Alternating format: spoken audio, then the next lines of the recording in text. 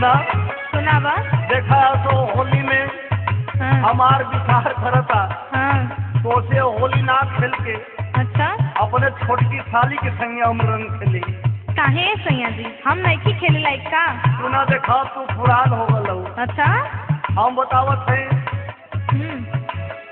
1 लाख में हर बारी साल 1.25 लाख की अब की होली में अब की होली में रंगवा डाल बया के चोली में अब की होली में।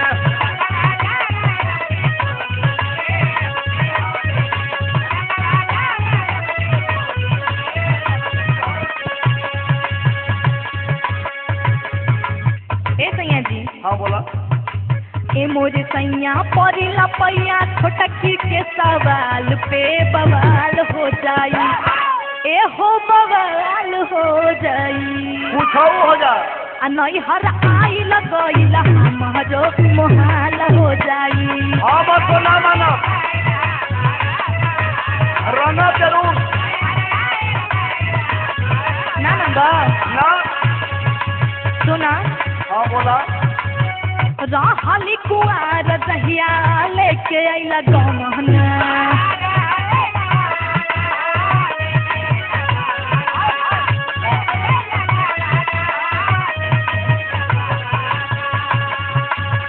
आरो तकीला करत रहला ओढ़न बिछावन।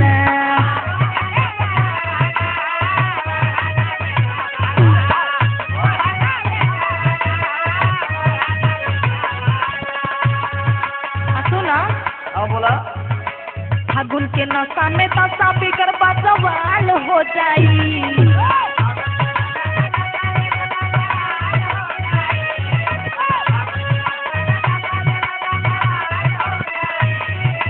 फागुन के नशा में दशा बिगड़ सवाल हो जाई।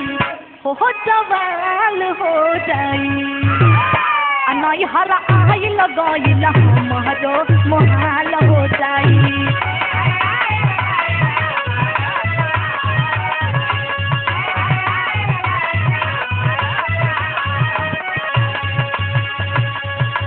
पूछो हो जा लेकिन सुना और तो होली में जरूर जौन की हम रंग डालब साली के। अच्छा हम बतावत है। बतावा। ए मोरी रानी पातल मानी पानी फगुनवा में बढ़ता।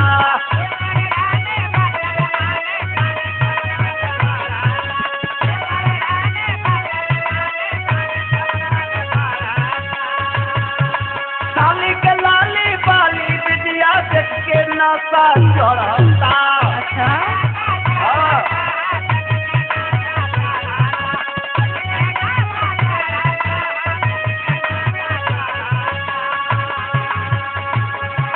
साली के खूब सुघराई अब की ससुरारी के टोली में अब की होली में ए हो अब की होली में।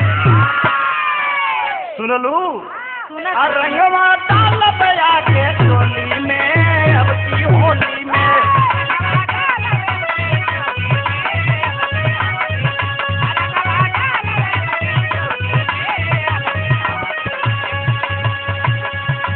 सुना। हाँ बोला। बुढ़ारी में ऐसा नहीं करब। हाँ मानन ना ना मनब। ना। सुना पहले। हाँ बतावा। देखाऊ मोर राजा हो गई पुरान हो।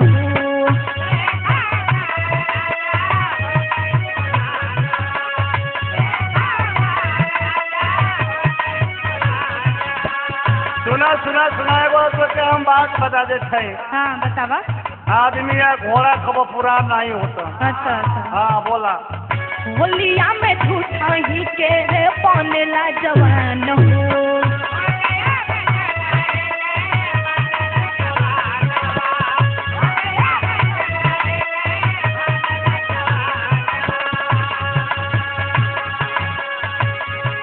ना मन बात जो रंगवा डलबा सवाल हो जाई। हो सवाल हो जाई। नहीं हर आई लगैला हमारो मोहाल हो जाई।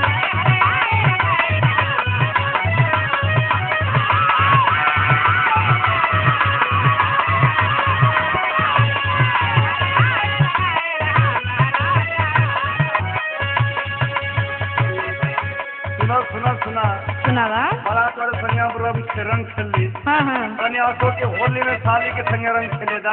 अच्छा अच्छा तोहरा में बहुते डलनी डाले दयब की साली में।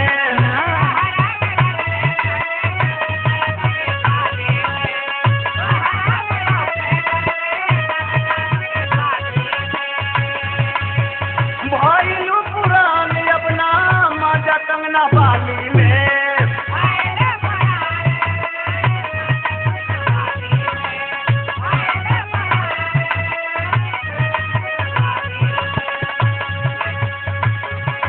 रवि रमत रे अपना मन हाथ सया के खोली में।